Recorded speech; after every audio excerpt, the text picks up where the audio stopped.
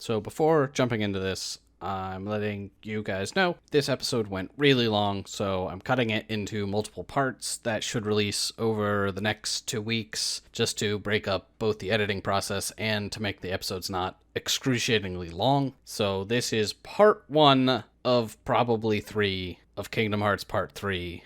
Let's just get into this.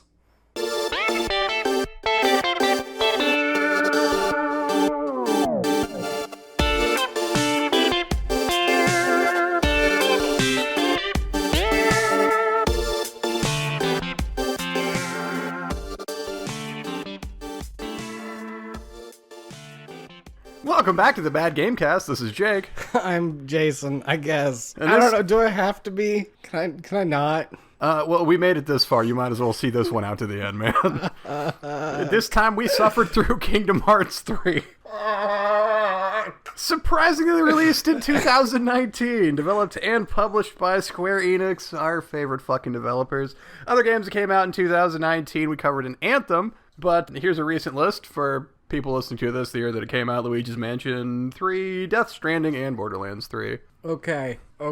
So, to give you all some background on this, I played the original Kingdom Hearts when it came out for the PlayStation 2. I played through basically the first level and was like, this is not for me, and stopped playing. That is more time than I've put into Kingdom, or that you put into Kingdom Hearts over me. I've never touched any of them. So let me tell you, going into 3, off the bat, great fucking start. Yeah, so I knew some of the base concepts of Kingdom Hearts, and that's it. And then I watched a video online about a summary of Kingdom Hearts, which is, like, it makes my brains, but my brains, they're gone. I'm going to try to give as much background detail as I need to, and not more than that. Okay, so coming into this, I have intentionally stayed away from anything Kingdom Hearts related because I don't care. And, like, anytime someone would try to explain the story, like, my brain would just shut off, and it was just like fucking Charlie Brown womp womp womp womp womp womp womp when anybody was talking about King. Like, it is such an incomprehensible nightmare from the outside. I have to imagine it's an incomprehensible nightmare from the inside as well. Yeah, like, spoilers for the episode. Yeah. No one understands this. Okay, so, like, Kingdom Hearts is about this made-up world in where all of the Disney movies and properties are basically their own planets that you can travel to through space. It follows Sora. Sora is one of the 3, like, main children who all come from Destiny Island. You know, Ham-Fist Island. Sora, Kairi, and Riku. I have questions, but it will wait. No, start. What do you want? Okay, if those 3 come from Destiny Island, what about all the other people that are trapped inside fucking Sora? Where the hell did they come from? Okay, Roxas is fake. Like, he's a clone of Sora, basically, I think, kind of? Yes. Or something. I don't know. Ventus is from somewhere else. He was one of the 3 pupils of Ericus, and when Jason, I'm going to stop you right there. His dark side, honest to God, I'm sorry I asked. Vanitas, and they get in conflict. Ventus's heart leaves his body. To hide his heart stays inside Sora. I just want you to know that he's not reading anything. Like, he's just since Sora was off a the kid. dome on this.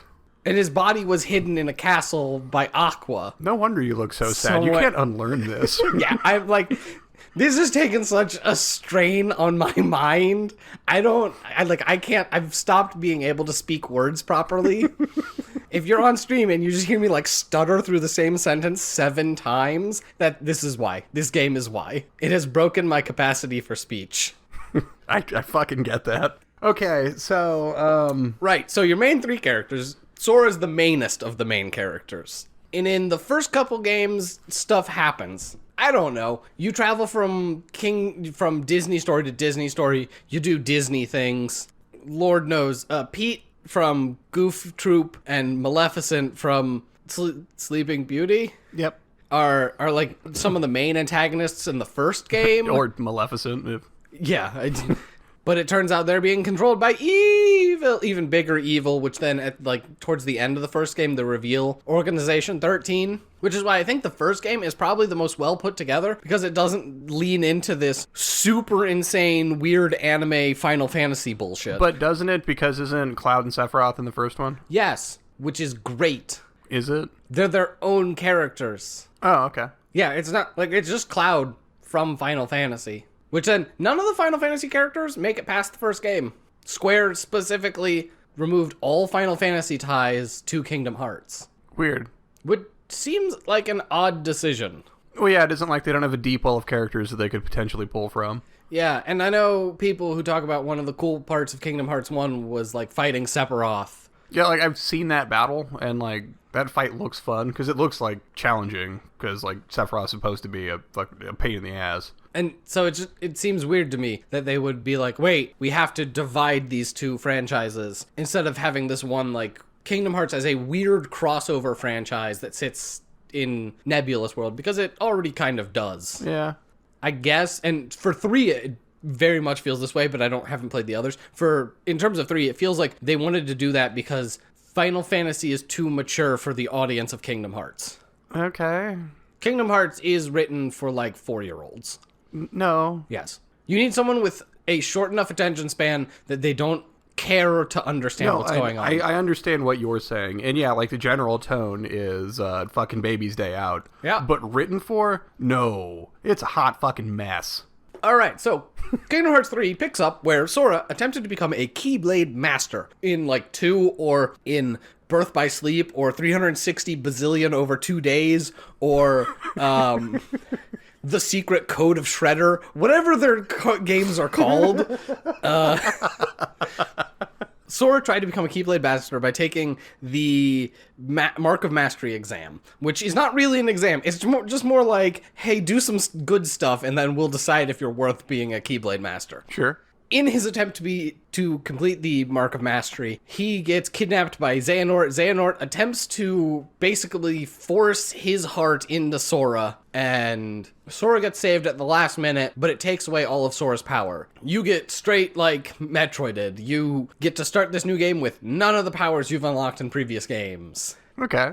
You were strong, now you're not, which they intend to remind you all the time. Oh yeah, no, they rub it in Sora's face. Which, like, I'd wondered what had happened, why third game in the series, like, Sora's fucking useless. Mm-hmm. But that makes me wonder, why are Donald and Goofy fucking useless if they've been there the whole time? Oh, they don't bother explaining that one. Because they're Donald and Goofy, shut up. Yeah, the Donald and Goofenstein are just garbage. I'm bad. Anyway, I'm sorry, continue. So, Yen Sid, I still hate this, because his name is just Disney backwards, with a space to make it different. Honest to God, didn't even catch that. That's fucking stupid. Why do you think I called him Walt the whole time? I don't know. His name's Disney. His name is literally Disney. Is it because and where he's the omnipotent wizard? He doesn't get a name. He's just the wizard. So they had to come up with some dumb shit. Why didn't they just fucking call him Walt? Why does he have weird bug eyes? So Yen Sid informs you that Sora has lost the power of waking. I don't know what that means. It has to do with hearts. Oh, sorry. Okay, so hearts in this world are both figurative and literal hearts. Heart is like, not just like this nebulous concept, it is more like Captain Planet, where heart is a very tangible thing that someone has power over. Well, they almost use it interchangeably like soul. Kind of. Like, there's actual, like, light and darkness, and, like, these are real things in the world. When someone's like, their heart's gone to darkness, their, like, heart turns purple and they become evil. It's, like, very literal when they're talking about hearts. Right. Right. So the power of waking has to do with waking the power of other people's hearts who are split in half. Because when you remove someone's heart, they become a heartless and a nobody, in theory. Kind of. So their body becomes the heartless and their heart becomes the nobody? I think that's how it works. Something like that. Anyway, when you defeat someone's heartless and nobody, or their whatever, they turn back into a regular person. Well, except for when they don't. Yeah, well, this is important because you don't kill anyone in this game. Even the bad guys at the very end, when you're killing them, you're turning them back into regular people. Well, no, they just get reincarnated. Yes, as normal people. Because you're defeating their, like, heartless version. The bad version of them, I guess. Wait, no, okay. Yeah, so because this is, again, intentionally for children. There's, like, no killing. They write around it in weird, obscure ways. They're like, look, you didn't kill this guy. You recompleted him. Seriously, they call it that. Recompleted his face right off. Yep.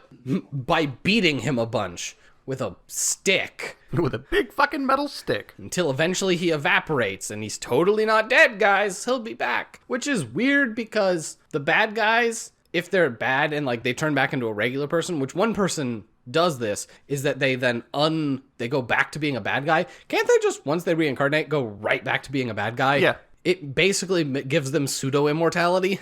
Yeah, because I'm pretty sure by the end of the game, more than one of them had done that. Yeah. Where, like, they used to be, and then they were out being recompleted, and then someone came to them and was like, hey, go again? And they're like, yeah, fuck it, why not? Yeah, it's all the machinations of Xehanort. Oh, fuck. I have to explain Xehanort. Xehanort is an old man. An old Spaniard. With the power to, like, possess people. And travel through time. And travel through time. But he's an old man. His time-traveling self, he did that when he was younger. So there's both Xehanort and young Xehanort. Now, because of the time travel powers, Xehanort can split his Heartless and his heart into his, like, Heartless and Nobody, and still be Xehanort. So there's Xehanort, young Xehanort, Xemnas, and... oh, what the fuck is the other one called? Ansem, because he steals the good guy. Ansem the Wise is the, like, opposite of Xehanort, where Ansem was trying to study hearts for goodness, and Xehanort was trying to study hearts for darkness. I thought fucking Aqua, what's-his-fuck's master was the opposite of Xehanort. Yes. Ansem the Wise, I guess, is just another name for Ericus, who is the goodest guy. Kind of. Maybe. Okay. Ericus is the goodest guy. He's the dude who, like, is literally wreathed in gold when you see him at the end. Mark Hamill. Yeah. Him and Xehanort are the two opposites. They're the chest fucks. Oh, but you don't find that out till the end. I Yeah. mean, you get that pretty fucking clearly, but... Yeah. Yeah. It's ooh. So, there's multiple Xehanort. There's, like, 4 Xehanorts, and they're recruiting people to the real Organization 13, which is, like, the rebooted version of Organization 13, except using Nintendo's naming schemes. Oh. Because the new 3DS is an entirely different system than, like, the 3DS. So if you have a new 3DS, you need to make sure that you're saying it's a new 3DS. If it's, yeah, I hate it. Yeah, Organization 13 is just like that. Yeah, the real Organization 13. No, the other one, the real one. The new one. Yes. Perfect. Okay, so I'm gonna back up real quick because I really should explain how this game, like, starts. Because we haven't even gotten to the fucking game yet. Yeah, right, so strap in, folks, you're in for a nightmare. The opening cutscene, this is before the main menu, so this plays every time that you boot up the game. It sweeps over bizarre pyramid Greece. I say Greece because everything is that, like, white buildings with colorful tops on it. Yeah, where they're all like their own city islands. Yeah, except they're all weird pyramid city islands. And it zooms into the top, like, of one of them, and you see 2, like, youngsters. One all in white with dark hair, one all in black with white hair. They're playing chess. Or not chess, but some weird version of chess. Yeah, it's kind of like some like Star Trek 3D chess. Like, it's just got weird tiers to it, and And they're just talking about, you know, oh, good move, blah blah blah. And here it starts a flashback montage to the previous games. And I really love that they just, like, pulled in-engine shots from the old games. oh my god, that looked so fucking shitty. It looks hideous. It's hilarious. And it also runs choppy. Like, the clips that they use, like, stutter. Like, what is happening?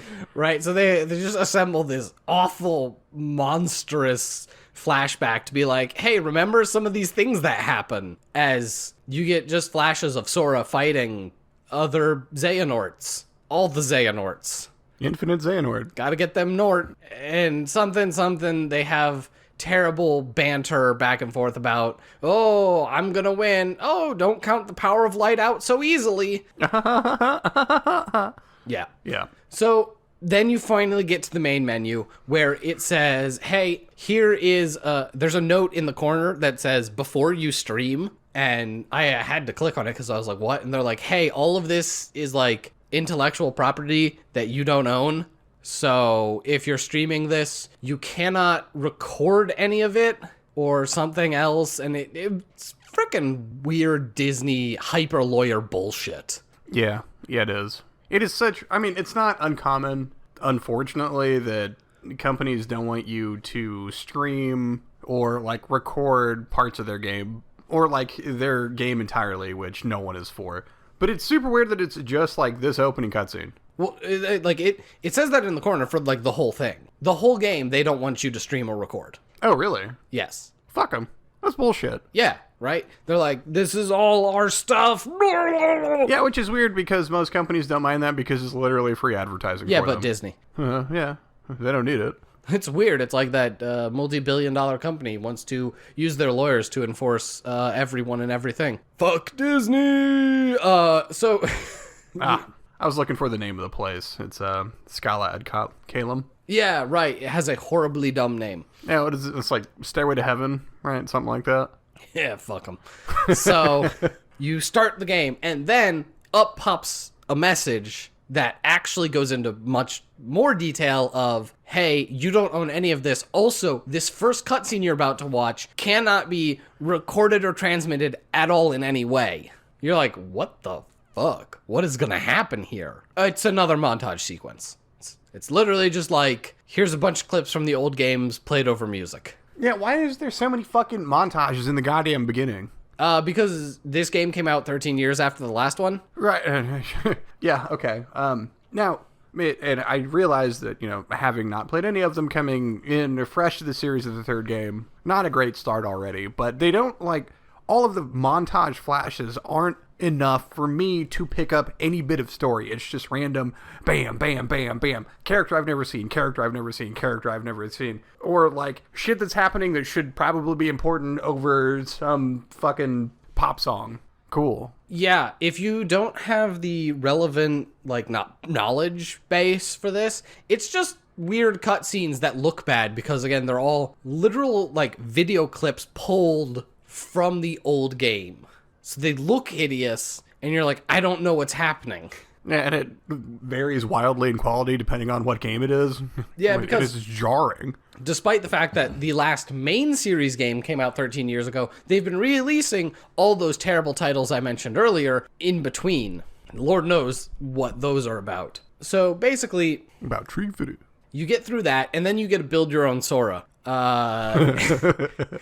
Which, to be perfectly clear, I have no idea if it changes anything. Yeah, I don't know. You, as Sora, are in, like, this realm of darkness of trying to wake up, and you see 3 pictures, and you're given the option of stuff. I don't remember what they are. Yeah, it's like courage, wisdom, let's say intelligence for shiggles, but something along those lines. Yeah. And you pick one, and then it's like, do you fight Yeah, then you get another 3. something about strength or magic or cunning? Yeah. Okay. And I think early on you said you had another option after that. I thought so, but I honestly don't remember. Yeah, I know I didn't because I was expecting 3, but only got 2, and I thought it was weird. But then again, like, I don't know if it made any goddamn difference either. Yeah, right. So you pick your Sora, and then you blast off to the start of the game, as I was saying, is that Yen Sid, in his horrible fucking model and all the greatness that he brings, is telling Sora, well, you failed the Mark of Mastery, you don't have the power of waking, all your power's been depleted, you suck, go get strong. Donald and Goofy, look after this schmuck. Yeah? Yeah, and so immediately Donald's like, yeah, why are you so shitty? God, why don't you die, Sora? I fucking love Donald. That is Donald the entire game. Yes, it is. At no point does Donald ever stop riding you, like, just every time. Donald's the fucking best. Donald barely wants to be there. No, No. Donald wants to be sucking off Mickey, because that is how they write it, and it's super creepy. Their level of obsession with Mickey is downright creepy. Yeah, it kind of is. Like, both Donald and Goofy are just waiting to give him a rusty trombone as soon as they're back at fucking Kingdom World, wherever the fuck they are. Yeah. As soon as, like, Mickey is mentioned, they're just like, oh my god, the king? So, you've got your two compatriots, and you have to go get strong. More cutscenes. This is all done in cutscenes. So, it then cuts to your gummy ship, which is... Oh god, my brain's gonna... Okay, hang on. All right. Is this where you do the gummy ship, or does it just throw you to the next world and then you do the gummy shit later? No, we're back. Okay, no, it shows you in the gummy ship. You don't actually do any gummy shipping. The gummy ships are... The ships that take you between worlds are these weird block ships built out of gummies, I guess. You know, it's like they wanted to say Lego, but they legally couldn't. Yeah. And so they're, just built out of blocks, and you eventually can design your own, but they don't put it in cutscenes. So it's always the same weird red gummy ship. It's always the same in every cutscene, which sucks. Yeah, well, I don't think that they would want to show the ones that people make in cutscenes, because I know, like, because I was playing bits of it with my children, so I had one that, you know, I was fine showing them, and then I also had a giant flying dick because it was funny, and that was for me. Sure. But anyway. And it goes into the, like, cockpit, and Sora's just like, I don't understand what I'm supposed to be doing. And Donald immediately is just derisive towards you, just like, yeah, you wouldn't because you're a dumbass. And you're like, man, he is coming on hard. And Goofy's like, follow your heart. That's what Master Yen Sid always says. And both Sora and Donald are like, he never says that. And Goofy's like, maybe, I just imagined it. And you're like, what is happening? I'll fucking do it again. So Sora's like, follow my heart. Okay. And he sticks his Keyblade out and a portal opens. They're like, a portal! Maybe we should go through it. And you're like, what the fuck else are we gonna do?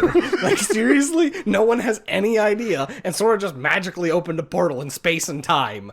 Let's give it a go. I mean, that can't be the first time he's done that, right? It's literally not. Okay.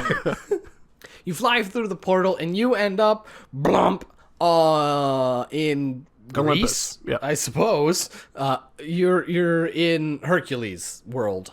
Yeah, shit, what city? It doesn't matter, but yeah. Yeah, right? So, immediately. Fucking historically accurate Kingdom Hearts, yeah. Yeah, right. All the historical accuracy of Kingdom Hearts. Well, when you get there, it's Maleficent and Pete, who's a fucking cat, by the way, and we didn't talk about this? How the fuck is Pete a cat? And I get it, because, like, fucking the old cartoons, it was like Pete was the bad guy against Mickey, who's a fucking mouse, so I guess the chick's up doesn't look like a fucking cat? Whatever. Anyway, the gang runs into Maleficent and Pete off the bat. Yeah, well, are they the first ones you run into, or is it Hades? You see Hades, I think they are like, those three are talking when the Idiot Squad rolls up. Okay. But they address Maleficent and Pete first. Yeah, I don't remember how it all shakes out. Basically, Maleficent and Pete are like, we're around looking for a black box, and then they fuck off. Yep. And Hades is just like, what are you doing here again? I thought I got rid of you last time. Motherfucking James Woods is not having this shit. Seriously, I've been planning this for 13 years. It's weird. We're gonna have to discuss this. The Disney consistency of this game is very weird. Yeah, see, this is what threw me for a fucking loop. I mean, one of many, but I was under the impression that these sections took place during part of whatever movies they're supposed to be representing. Now, Hercules isn't the first time it's in the series, correct? Almost all of them do. Almost. And that's why it's kind of weird. I don't think that's true for this game. Yeah, it's... So, you show up, and he already says he's faced you once. Hades knows who you are. Yeah, like, because everyone's talking like they're friendly enough. Like, they're not openly antagonistic towards each other. They're like, fucking Hades, what the fuck are you doing, dude? And he's like, mind your business, I'm motherfucking Hades. I'm like, conquering the world again. And you're like, oh, okay. And he's like, they're like, we're going to stop you. And he's like, I'm a god, dude. Get fucked. Yeah. And then, you know, he releases the Titans and they, like, it's that, like, scene from the movie. And you're like, but what? Remember when you did this before and it didn't work? Now we're just going to do the same thing again? I guess. Sure. But it's okay, because Wonder Boy's there. Yeah, so you go, basically you're gonna talk to Hercules about being strong again. Well, to be fair, you go and you beat up one of the Titans, and then you go down and you meet Hercules, and Hercules is like, oh, hey guys, how's it going? And you call him Herc the whole time, and that bothers me. For no particular reason. It just does. Sure. Your characters are like, hey Herc, how's it going? And he's like, why are you guys here? And Sora straight up is like, I don't know. So immediately Donald's like, we're here to train you, dumbass. Because Donald is mean to you the whole time. I fucking love Donald. And Don't understand a fucking word he's saying, but... And Sora's like, oh, how could I forget? And you're like, this is literally like... Well, it's literally like half an hour of cutscenes later. This game is so excruciatingly long. It really is. You then go through the city saving people, I guess. Yeah. Fighting some Heartless here and there. Hercules eventually gives you the information that his strength comes from Meg's vagina. Yeah, they're like, how did you have the strength to jump into a literal whirlpool of death to save Meg? And Hercules is like, I don't know, I just did. I just fucking did it. Like, I unabashedly just did it. And he leaves out the whole part where, until later, when you're like, oh right, he's a demigod. Yeah, right. His father's fucking Zeus. Yeah, so he's like, wait, the Titans are on Olympus. I gotta go protect my home. And you're like, what does he mean by that? Which, by the way, your characters don't actually put the dots together here. It's not until you get to Mount Olympus that they actually figure it out. Right, and then they remember that, oh, right, he's a demigod. So when he flies off, you see Pete and Maleficent again. They literally show up to drop a single bit of exposition, shit on Sora, and leave. Like, a portal opens up, Pete and Maleficent walk out, and they're like, oh, these three scrawny bitches. Have we found the black box yet? And Maleficent's like, Pete, why would you say anything about the black box? They don't know about it. And Sora's like, what black box? And Pete's like, you look really scrawny. Are you weaker than before? And Sora's like, oh. And then Maleficent's like, let's get out of here. Portal, they're gone. That was the whole interaction. You left out the part where Pegasus takes Meg and I can't think of Danny DeVito's character. Phil, thank you. And it's weird that they show Phil on screen because they didn't get Danny DeVito or even a fucking sound alike, so he just doesn't say anything? This is the best part about this. They didn't get Danny DeVito. They didn't get someone who sounds like Danny DeVito, so they just cut all of Phil's lines. But they clearly didn't cut the parts of the game where Phil might have had lines, so the camera will just hang on Phil. Like, It'll be conversation, camera pans to Phil, and only Phil in frame, and he just looks at the camera, and then they go somewhere else. And you're like, why would you animate that? Cut to Phil. Nothing. Good talk, Phil.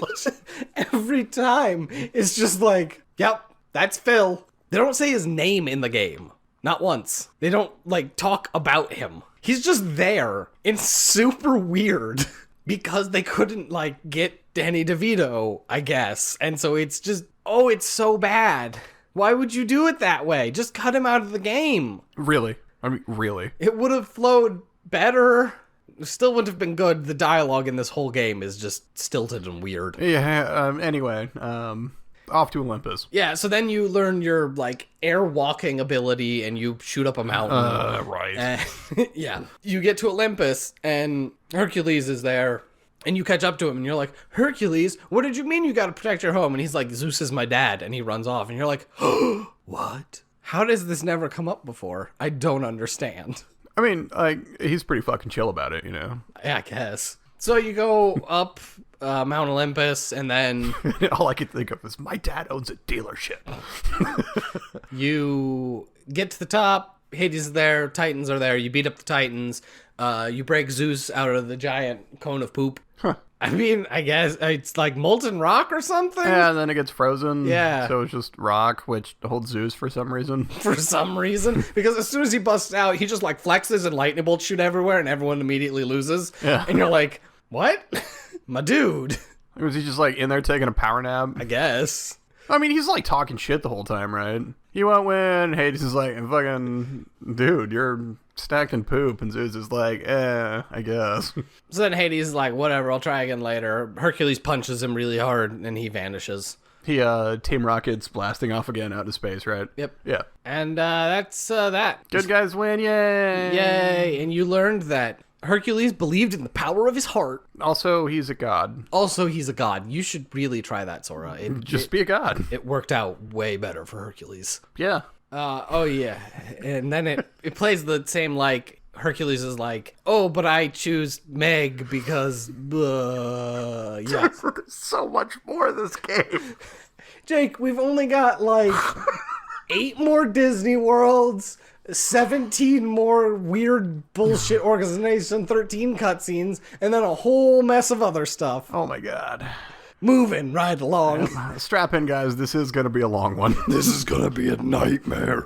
Okay, so then you get your actual gummy ship and you can pilot it. And there's a whole section of the game that's just flying your ship around, unlocking new parts for your ship, leveling up your ship, which you can build your own ships. And like, what? Okay, since we're talking about the gummy ships, I want to get this out of the way early. I actually liked this part. I liked flying around. Like, the exploration's whatever. There isn't a whole lot to do. Like, you're going from A to B, and it takes a really long time because you're in space, so it's a large distance. And there's some shit you can explore. There's little pickups, which are what you use to gain XP for the ship. And then there's combat sections, which are just shooter sections. They're like Space Invader sections. Yeah, it's just a 3D, and like that's okay. And you get like 2 minutes to take out as many enemies as you can. Yeah. And I did find it entertaining to design your own ship, throw extra engines on it so it was faster, throw more guns on it so it was just shooting a crazy amount. Make it look weird. Like mine was like this weird hexagonal pattern, but it was also on fire, and it looked like my PlayStation wanted to die every time I got in the ship because it just didn't want to handle it. I mean, this was genuinely my favorite part of the game. I built the HMS Dread, as I told you it's named, and it's basically a wedge of guns. I still got to question the HMS. Her Majesty's ship. We're in the States! No. So, the HMS Dread is basically a cockpit with a single engine attached to it, and then a giant wedge of guns. It has more firepower than God himself, and it's painted all black. You hold the trigger, it's a literal wall of bullets. I can't remember what color it was at the end. And literally, like, the bosses would just be like, I'm dead. And by the end, because I did have everything like a spread shot, and then when it came to the bosses, I had everything focus fire, and God, it was so funny to watch those big tanky motherfuckers, and then it's just like, blah, explode. Yeah. Yeah. Yeah. So I puttered around all the time. It was great because I had like no mobility. It was like, pew, and then I would just pull the trigger down and you just watch everything in front of me just get vaporized. Well, like by the end, I think I had like 6 or 7 engines on my ship, so I was just hauling ass. Just one. I was like taking off like the design that I'd put into it, and I could fit in more engines and guns. I don't need all this crap. I did build some amusing ones just for the fun of it. Like I built Gurren Lagann. Oh, yes. So it's this like 2 cockpits on top of each other, and then the fists with drills on the front. Yep. Yeah, I was going for a Facinus with my flying dick. So, yeah, this is an amusing, weird little part of the game that lets you kind of do kind of interesting stuff. It's not nearly, there isn't nearly enough stuff to do for it to be like actually like good. No, there's not. But it is such a welcome relief from the rest of the game. And there's no exposition. Oh, thank God. Well, there is brief cut-ins from Chip. Yeah, but it's all just like... Yeah, it's a quick like, hey, we got this. Hey, there's shit available. Yeah, and it's all like the items you're picking up. It's not like, dip. hey, did you know that this guy traveled through time to go get you from the past and bring him forward, and now he's, your past soul is in a secret robot. That comes later. That's a real plot point. Holy shit. What the fuck world do you go to next? You go to the dumb city. What's the town? Twilight Town? Twilight Town. You go to Twilight Town. What? You don't immediately go to Twilight Town, do you? Yeah, you do. I guess I have it written down. I could just look at my fucking notes. Because you run into the Tri-Nerds. Oh my god. Jason, there's so much note here. Yeah. So you go to Twilight Town. There's 3 characters, I assume, from earlier games. They suck. I hate them. They're getting attacked by a bunch of Heartless. You beat them up. And then you're like, I feel Roxas. deep inside of me. Because Sora is a rushing nesting doll of other people. He really fucking is. Yeah, no, you're right, you do. But we skipped over the part with Mickey and Riku. Oh. And they start talking about fucking Aqua and... You get an entire cutscene, and then I believe you actually fight the fight in here. Like, they let you control Riku. And Riku and Mickey, because Riku passed his Mark of Mastery exam. By the way, in, I think, the first game, maybe the second game, don't remember. At one point, Riku is turned evil. And then you defeat him with power of friendship, and he comes back to being a good guy. So Riku is one of the other 3 kids from Hamfist Island. And he passed his Mark of Mastery exam, so he is technically a Keyblade Master, which allows him and Mickey to go into the realm of darkness, wielding their Keyblades, because that's the only thing that protects you there. Yes. Okay. Because they're looking for Aqua, a Keyblade Master who trained under Ericus, who is lost in the realm of darkness. As I'm looking at my notes. All right. You head off to the mysterious tower. You meet up with a wizard who talks shit to Sora. Then Mickey and Riku show up. Mickey looks weird as fuck. They talk about Aqua is gone. Who the fuck is Terra? Riku is Sora, right? How are they both here? If they high-five, do they time cop together? This is how my notes go. It's just this weird stream of conscious. What the fuck is happening? Right, so Mickey looks horrendous, and a lot of the characters here really don't look good. Especially the main characters in their Final Fantasy-ness look fine. By the standard of this is how they're supposed to look, almost all of the Disney characters look off. The only one I had an issue with was Mickey. Oh, no. And it was the way that his eyes were done, where it's a giant eyeball set back from his face with a clear indentation of his eyelids, which are like a slider. And his are the only ones that are like that. I mean, Yen Sid looks weird as shit, but mostly just because of his weird bug eyes. A lot of their eyes are kind of weird. They're either like too far forward or back because they're not like part of their skull. They're just like rendered by themselves. And it's odd. It is weird. I do want to take a quick stop and say that the dialogue to this point is so cringy and horrible it makes you want to die. Riku and Mickey share a heartfelt moment in the world of darkness that is only what I could describe as ridiculous. This is where Riku talks about, he stops and Mickey's like, what? And Riku's like, I just remembered a memory. And Mickey's like, oh, was it a good memory? And Riku responds, I can't tell you. And Mickey that's just like, well, that sounds like a great memory. We should continue. And you're like, what the fuck is happening? Is that better in Japanese? What?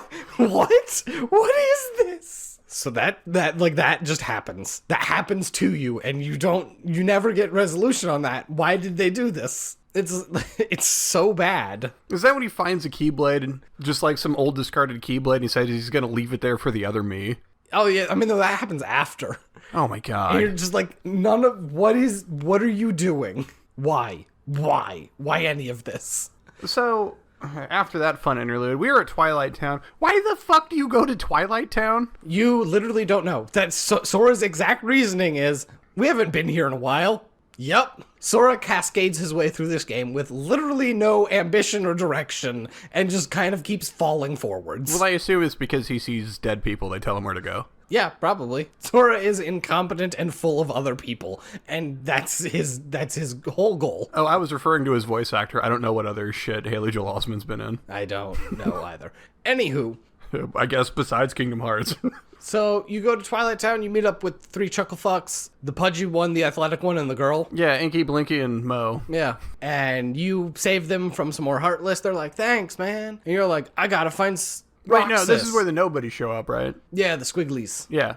And you beat them up. And then, yeah, you're like, I gotta find Roxas. And they're like, what's a Roxas? And you're like, you were friends with him in this other fake reality. And they're like, then we should be friends with him in this reality. We'll help you find Roxas. Oh, God! Right, because you have a picture of them all together. Yes. And they're like, well, that's no way that's fake. He must be friend then. Yeah. This is the only picture we have to prove that we were friends. And we're friends now. You have never met this man.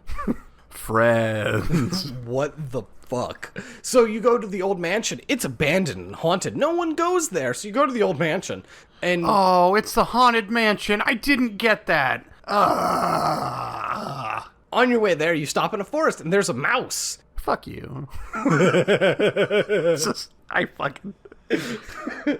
You'll never guess. It's everyone's favorite mouse. from the Mouse movie. Speaking of voice actors they couldn't get back. So you kill a bunch of Heartless, and then he's all like waves his arms and grabs Sora's hair and pilots him like a robot and makes you pick up a bunch of food. Thankfully, they don't force you to do this. It just happens in cutscene. And then you're like, great, bye, gotta go to the Haunted Mansion.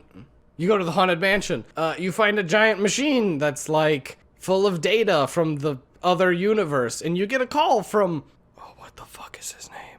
The dude with the super swooshy hair. Neckerchief? Yeah. Yeah, no idea what his name is. All right, he's got like crazy long hair that he always styles over his face because he's from like the mid 2000s. He looks like he listens to the Smiths, Yeah. but he's pretty. And he starts talking to Sora about the data that Ansem the Wise hid inside Sora and how they're decoding it and how it shows that Sora's special because he can contain multiple hearts. And he's going to help them unlock the machine in the mansion because that might have data on the alternate universe that gives them some more insight into Ansem's code. Now I have questions. Okay, shoot. The fuck is Data? Does this ever actually pay off, or did I just tune it out? What other universe? How many people are really inside Sora? Because the last tally was like 3, but I think it goes up every time anybody fucking asks about it. Okay, the answer is 3. There's 3 people inside Sora,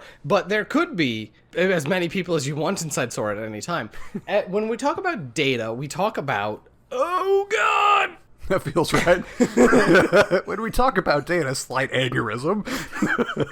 The evil people, Organization 13, have found a way to recreate worlds just out of data, right? They're simulations. These simulations okay. count as real worlds. Roxas is from, like, one of these simulations, I think, kind of. Or is in one, or was in one. There's a whole, one of the side games, right? Because they've released, like, 8 games. One of them, the Codebreaker one, I'm never going to call it what it's... Is that the card game one? Kingdom Hearts Recoded, I think, is actually its official title. Yeah. And is actually entirely in a digital world. It's Digimon. Yes, as a digital copy of Sora, play through your memories in Jiminy's journal to find corruptions and secrets hidden in there. And when you do, regular world people figure out that the hearts can exist both digitally and in the real world because Sora's heart transcends time and space and numbers. Oh god. Okay, the microphone's not going to pick me up scowling into it, but I'm just going to let that one go. Well, how come we haven't mentioned that Jiminy's there? Does he live in Sora's hair? Yes. Okay. Asked and answered, thank you. Yep, he lives in Sora's hair. He takes notes the entire time. He is your journal keeper, and that's it. Well, like moral compass from time to time. Not that Sora, fucking idiot, needs a moral compass, but he's always around. Yep. Okay. Then you go back to town. Back to town where you run into Scrooge McDuck and Little Chef. Yeah, and they opened a bistro, and they'll cook for you anytime. Oh, right. They wouldn't call him Remy because nobody speaks Mouse or Rad, so they don't know what his name is. Yes. So it's Little Chef. Well, that's what, I can't think of the fucking dude in the movie's name. But anyway, that's what he calls him. Sure. Oh, man, that's going to drive me crazy. Yeah, he has a bistro. There's a whole food component of the game. Hold on, where's Twilight Town? No, Twilight Town is a world that is non-Disney affiliated. It's a actual world. But Little Chef is from France. Yes, and Scrooge McDuck is from his own Duckverse. Right. Twilight Town Connect is one of the places that is its own. It connects multiple universes. Well, I assume Mickey, Scrooge, and Donald and Goofy are all from the same universe. Yeah. Makes you wonder why it's like you're the advanced alien race and you can go from planet to planet, but the people on the planets, aka Disney movies, can't. So therefore, Remy the Mouse is a high enough advanced civilization that he can leave his own planet. Oh, okay. But we haven't gotten to him yet, but what about Frozen and Tangled? Because they take place in the same universe. Do they? Yeah. Do they? They do. Do they? Again, yes. Why do you have this Disney knowledge? Children. Why do you have this Disney knowledge? The fucking girls that I have, we watch a lot of fucking Disney movies. I don't believe you. Oh, man. Oh, man. When we get to Frozen, I will talk about the fucking Nom flashbacks I had on that one, but But we're through world number 2 right now. not even. Yeah, I know. And so we just, does anything else happen here before you unlock the food mini stuff? Yeah, no, it's the food buff bullshit, and it makes you collect ingredients. Yep. But no, this is the last thing you do before you fuck off to the next place. The food sub thing, I'm going to talk about this real quick because I don't believe either of us ever did it. No. You can collect ingredients all throughout every world.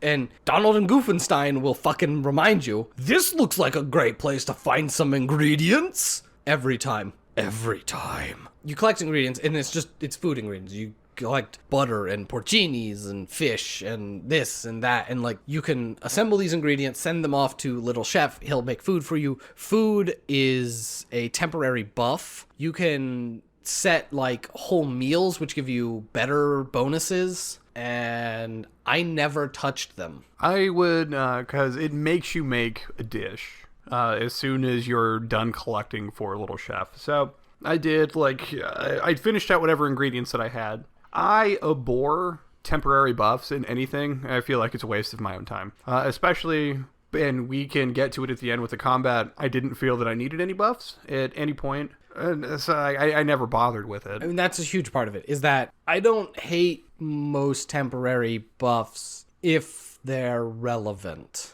I can say The Witcher 3, there's like certain oils and poisons that you can use to like coat your sword for the next however long, and you'll get bonus damage versus like werewolves. Yeah, that's super fucking useful because it gives you like double damage versus werewolves when you're in like a werewolf quest. Well, like we've put way too much time into Monster Hunter that I'm not going to say that like I'm totally against the idea, but I hate, and even in Monster Hunter, like, it bothers me where, like, I get to chug a potion and then for 5 minutes I have increased strength or health. And that's different because I find that one fun and entertaining, and I didn't care about a 5 or 10% increase to my defense when nothing hit me that hard anyway. Yeah, the game is incredibly easy. But more on that later because we've still got story to get through. Oh boy. Next is Toy Box. That's Toy Story. We're going to Toy Story. Hooray. Toy Story. Toy Story! You fly to Toy Story and you show up. They're fighting some Heartless. You beat the Heartless for them. They have Woody is almost right. Almost. So here's an interesting thing. Because of all these Disney properties, some of the voice acting is not right. And some of the times, that's not an issue. Some of the times, it's incredibly distracting. Phil, for example, because they just cut all of his lines, even if he did, like, it is super distracting because it's really awkward. Okay, but, so I have in my notes where Hercules and Meg don't sound right. They don't. But that's because that movie came out, 20, 30 years ago? Yeah. It's the same voice actors, they're just older. Yeah. And James Woods still sounds like James Woods. Absolutely. So I found Hercules to be fine other than Phil. That was a mistake. I didn't have a huge issue with Hercules area. But you have stand-ins for Buzz and Woody. Yes. But Ham and Rex are the voice actors. Ham and Rex are the voice actors, so Ham and Rex are fine. The stand-in for Woody is, what's his name? Because he's his brother. Yeah, shit, I don't remember what the guy's name is. Anyway. Yeah, it's something Hanks. Yeah, it's... I can't remember his name. Something Hanks. He's Tom's brother. So he's almost right. It's a bit odd. And then Buzz is some dude who's not right, and it is weird. Yeah, it is. Buzz the whole time throws me off. Like, Buzz starts talking, I'm like, what is happening? Why is happening? Now, I will say, because when you get to the different worlds, your appearance changes to better blend in with your surroundings because you can't let all of these worlds know magic's a thing, even though they have no problem just pulling off bullshit magic in front of people. Hey, that's whatever. It's not even that, like, you can't let them know that magic's a thing, right? I Magic's fine. You can't let them know that the universe exists as large. It's straight up Prime Directive bullshit. It is Star Trek. We are not allowed to interfere with the actions of this world. Is that what it is? Because Yes. I thought you were looking for, like, the fucking 7 hearts or something, which would require the people from these fucking planets, but you just need to gather them but not actually tell them about it? When fucking Organization 13's running around having no problem filling people in? Or I guess they don't either, right? Like, they're just trying to corrupt people, but they're, like, vague about it? Mm-hmm. Yeah, okay, whatever. But when you get on into the toy box, everyone's appearance changes to like toy versions, Yeah. which I thought was done really well, and this is important later. Yeah, you're all Lego-fied, and it's, I mean, it as a dumb explanation, it's kind of amusing that you blend into each area, and your Lego-fied versions look like toys. Yeah. Great. Rex mistakes you for another toy. Oh, sorry. When you go to Toy Box, it straight up rolls an advertisement. Yes. Yeah. This made me so fucking mad because I didn't realize it was in game because you got to be connected to the fucking internet. So I just thought it started rolling a fucking ad. Same. Are you fucking kidding me? But it plays this ad for some super Final Fantasy looking game that exists in world about fighting anime protags, giant robots, something, whatever. Real talk, I'm not sure if that's an actual game or not. No, I don't think it's an actual game. I think it is. Oh, is it? Like, I'm pretty sure that's actually an advertisement for a Square Enix game. Oh, if it's a game, it's got to be Square Enix. But either way, they have that in world because Rex is all about it. Yes, and mistakes you for the character from that game. Even though you don't really look like him. No, but, I mean, Square Enix Pro Tag gonna Square Enix Pro Tag. Anime face, spiky hair, go? Yep. Well, they can't all be Saitama, right? I mean, it would be better. There'd be a lot less dialogue. You basically have to win over... Woody and Buzz reveal that half of the toys, Andy and all the people vanished. And they've been waiting in Andy's room for like 3 days. And this all started down at the toy store or something. You leave Andy's house, you go down to the toy store, and you meet... I do not remember which organization person is where, so we're not even gonna try. And I don't know. I may or may not have it written down. I'm not looking at my notes because I'm just gonna get lost on where we are and then like trying to find my place in my random ass uncollected notes. And everyone is all fucking long black coat, giant fucking zipper. I don't know. Like they barely have different personalities. There's the lady one. There's fucking Axel, who's fucking... We can get to that thirsty bitch later. There's the stupid one with the giant guitar thing. Yeah. Who does nothing the entire game. Love that guy. As they're literally talking about how, you suck at everything, why are you even here? And he's like, I don't know, they benched me. And you're like, why is this happening to me? Why do I need this conversation in my life? Yeah, where he's like... He's not even salty about it, like he doesn't care. Yeah. And you're just like, why are you even on their side? He's like, I don't know, they wanted me to be a bad guy, so I'll be a bad guy. Well, like, doesn't the lady say later on, whose name I can't think of, where she's like, she doesn't really care about what they're trying to do. She's, somebody else busted out where it's like, oh, you're just here because of him. And she's like, shut up. Yeah. And it's just like, but you know his plan is like to blow up the world, right? Xehanort's plan is to remake the universe. Hold on. Kind of. We'll cover that when we get to the end, because I have some thoughts. But Toy Box, we're at the store. Yeah, you go to the store, you meet up with one of the members of Organization 13. They cast Sora into the video game that you are mistaken from. And... Well, you get giant fighting robot tutorial before then. Yeah, and you do giant fighting robots. It's all dumb. You do a bunch of dumb shit. You fight some things. You save Rex. You save Pig. You save army soldiers. You save Rex again. You crawl through some vents. You fight... What's the final boss in this one? Oh, the spaceship thing. Where you're around on the playmat. Sure. It makes the city, you gotta jump on top of it and then smack it in the cockpit. I don't remember this at all. The correct way to go. Yeah. Okay, now I remember. That thing, it's a joke. Everything's a joke. It's not a funny one. Nope. So you beat that, and then Woody, because Buzz gets corrupted by darkness, so you're fighting this giant spaceship to free Buzz from his darkness. Oh, okay. This whole time, you show up, Buzz doesn't trust you guys, because you just fucking show up out of nowhere, and Woody's like, hey, you fought the dudes that were attacking us, so we must be friends. Fucking right on, guys. Buzz has an about face 5 minutes later, where Woody's like, Buzz, chill out, and Buzz is like, nah, I guess you guys are alright. We're fucking friends now. But it always is kind of looming there until the end, where, yeah, it's suddenly fucking evil, and then, he gets snapped out of it when Woody's like, Buzz, chill the fuck out, and then he stomps his foot and the darkness disappears, and Buzz is like, oh, yeah, right. Actually, that whole scene is abridged and shitty, as I just said it. I really like that scene, just because I like Woody. Sure. I mean, it's just the continued... The story is that Sora learns everywhere that, like, hearts and friendship are good. darkness is bad. He learns that 8 times in a row, and it's garbage. Well, he also learns that friendship is magic, and the fifth element is love, and the real power was in you the whole time. And to hit people with teacups. And fucking teacups, man. Yeah, one of the big things in combat for we'll get to that later. Yeah. Oh, God. Okay, so we're through Toy Box. Next up, Tangled?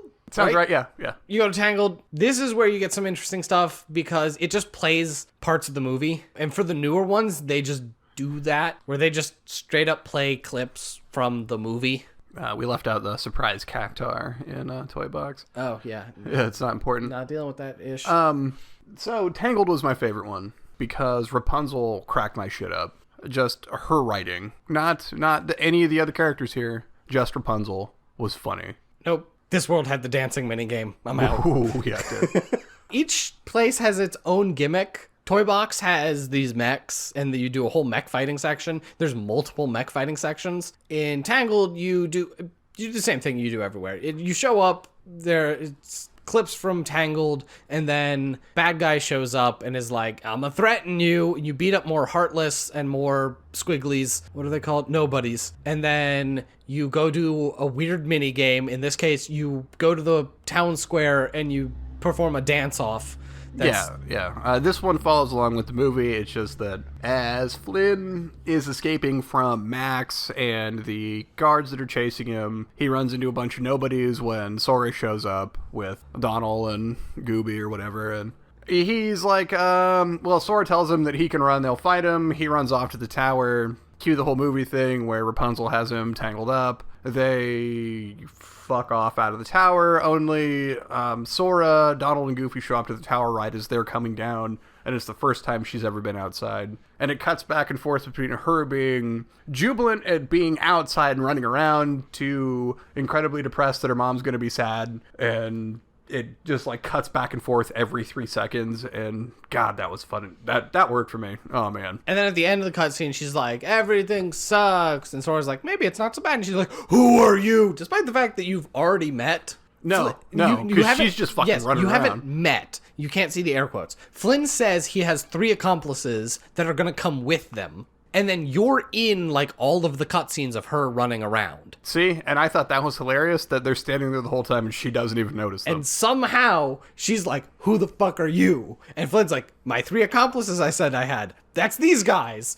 Yeah, so even with this, it follows along where they make their way to the town. While they're off, Gothel comes back to the tower, realizes Rapunzel's gone, and then Organization 13 member whose name doesn't matter shows up and be like, I can help you find her evil shit, which is weird because she's already evil. Well, because she's not really evil, she's just trying to keep herself alive. Yeah, and the Organization 13 member basically shows up to you and is like, yeah, yo, keep Rapunzel safe. And you're like, what? They're like, we need her magic powers. Keep her safe. Bye.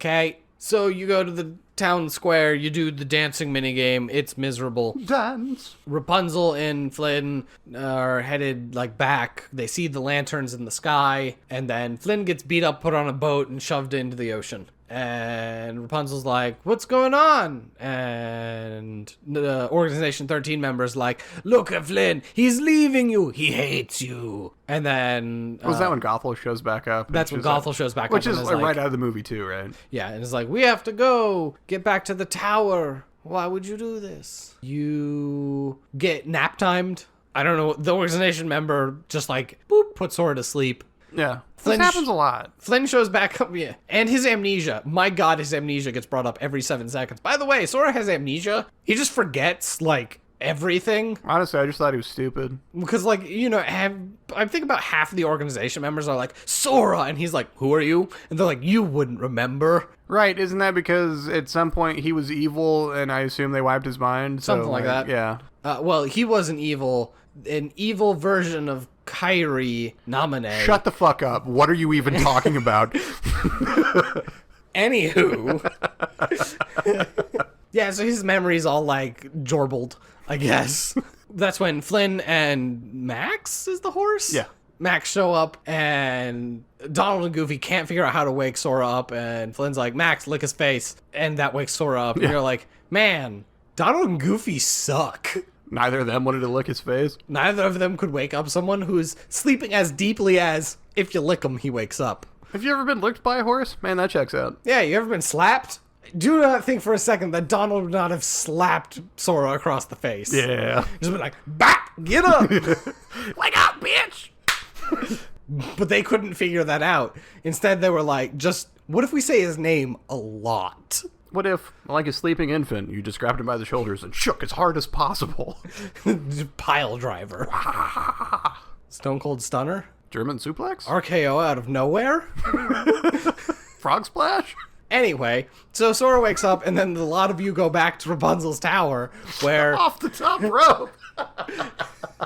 it plays more clips from just the fucking movie. Yeah. Like, Flynn's tied up, he gets stabbed. Gothel shanks a bitch. Yeah, and Rapunzel's like, fine, I'll stay in the tower, just let me save him with my magic hair. Well, yeah, her plan is to now run away since people know about Rapunzel or something. And she will fuck off with Gothel forever and keep her young using her magic hair. She doesn't give a shit so long as she can save Flynn. Yeah, and Flynn's like, nope. Yeah. As he's laying there bleeding, it's a piece of broken mirror? Yeah. Yeah. And she leans over to do the little magic song. Yep. To heal him, he cuts her hair off, just like the movie. Just like the movie. And then Gothel starts getting all old suddenly out of nowhere, which is strange, but I thought it was weird in the movie too. And then she falls out a window and dustifies the way down. Yeah, she's straight, what's, the Last Crusade? Drink from the wrong goblet? Yeah, she kind of does. She just chose poorly. Yeah, she chooses poorly, like, okay. And so as her cloak is floating down on the ground, Organization 13 member is like, well, we can't have that, and summons a giant monster for you to fight. That's it. Like, it's not related. Yeah, like, I didn't get that. Like, was it using her gross dust or like the cloak or something? Or I don't- just. I don't know. It's completely unrelated. Yeah, because it's this weird tree thing. Mm-hmm. Okay. And you just beat it to death, and then cut back to the movie. Rapunzel cries, and it heals Flynn, and everything's great. We did it! We got through another zone. Woo! Okay, so then, what's after that one? Is this one Monsters Inc.? Yes, Monsters Inc. So, in terms of the, like, magic that hides you, you look exactly normal in this one. In, not Monsters Inc., in Rapunzel. Yeah. It doesn't change anything, which I find funny.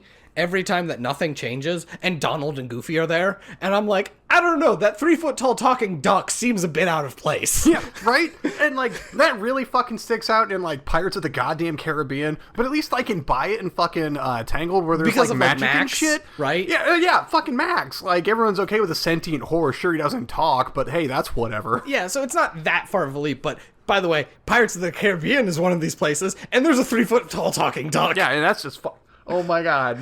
Oh my god. And, like, whatever. We'll fucking get there. So, because you get to Monsters Inc., and boy oh boy, are you, monsters, I guess. Okay. Oh, man. So, Donald looks weird, but he's like a Cyclops monster version of Donald. Fine. Goofy. Zero fucking problem with, because Goofy looks like some weird goofy monster. Great. For Sora, it's just fucking gross.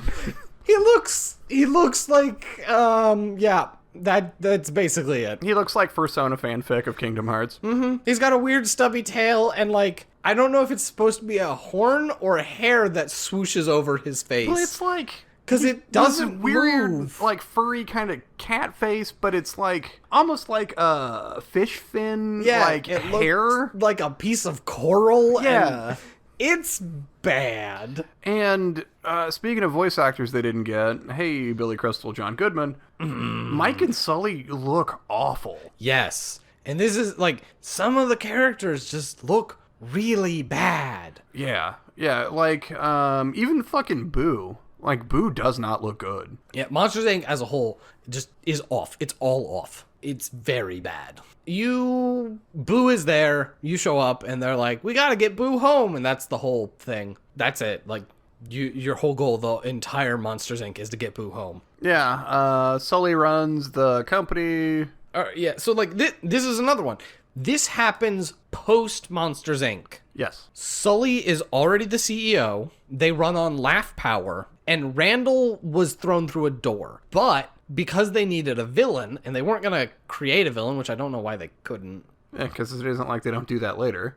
Yeah. They bring Randall back, which, to be fair, that just works. Like, in canon, I don't know why they think throwing someone through a door will get rid of them. Well, because he goes through the door and it's like, oh, look, a gator. We can make a handbag out of him, right? Yeah. So it's like, haha, Randall's dead now. That's the joke, which is admittedly dark, but it makes sense for his character that he would want to seek revenge, but every time you see him, his goal is to get rid of Sully and then become the CEO, which is weird. It's super weird that, like, his goal is to make Monsters Inc. the most profitable company of all time. He's like, capitalism the enemy? But also, isn't it already? Because, like, they switched to laughter, which is a whole lot more efficient, and in fact, that was one of the major plot points of the movie, and they double down on that in this section of the game. Yeah, that laughter is so much more potent than screams, which then really makes you wonder if Randall actually, like, wanted to run the company, he would recognize that. Yeah, it's a mess. The fun side quest in this one, because, you know, I said everything has its own unique garbage, is that there's sections of the game where you need to power up doors. To do that, you have to fill Boo's laugh-o-meter, which is just waves of enemies. Yeah, it's just waves of enemies. It's really poorly executed. See, I was going to say it was the stupid-ass rail sections. Oh, no, but those show up elsewhere. So, like, this is where they introduce rail sections, but Big Hero 6 has plenty of those. Yeah, it does. Yep, so you go through, like, the whole building. Things are on fire because the Heartless are invading. I don't even remember what the organization member there was doing. Something about, because they're there to, like, corrupt one of the 7 hearts, which is why you go to these 7 worlds. But I wasn't sure who it was he was trying to corrupt here, like, because it's not Boo, but it's not really, like, Mike or Sully either, because they don't interact with them. Like, No. they're just fucking with Randall the whole time, Yeah. and it ain't Randall. No, they're giving Randall weird stuff. Although they do have a pretty good speech at some point about, where Mike and Sully are talking about to the organization member about how they're good now and it's changed. And Organization 13 members like, look around you, like, this one's still filled with screams. What are you talking about? You're forgetting where you've been, only focusing on where you are. This is all nightmare fuel, my man. Yeah. Is it a different organization member at one point? Because then at the end of this world, Vanitas shows up. The old weird muscle-bound motorcycle helmet dude. Yeah. Ugh. Fuck that guy. Yeah, and he... No, it's him the whole time, I thought. Is it? I don't remember. Anyway, he shows up and he's like, yo, Ventus's heart is inside of you, Sora, and I'm gonna tear it out of you. And then he beats you up, and then Sully grabs him and throws him through a door. Oh, I fucking love this. And then grabs that door and throws it through a door. And then grabs that door and throws it through a door. And then grabs that door and throws it through a door. And then grabs that door and shreds it. That was so fucking funny, because fucking Sully just picks him up and woof, gone. The door, another door, grabs the door, through another door, bam, door, bam, door. It was an amusing sequence to watch, and then as I thought about it, I was like, that was the dumbest shit I've ever seen. Yeah, no, like, it's fucking functionally useless because they teleport. Because they teleport. Like, it's not like throwing a door into another door. It's like throwing a bag of holding into another bag of holding, which is great. In your next D&D campaign, just do that. See what happens. Doesn't everything go away? It explodes? No, well, kind of. It implodes into a gate into the astral plane and pulls everything in.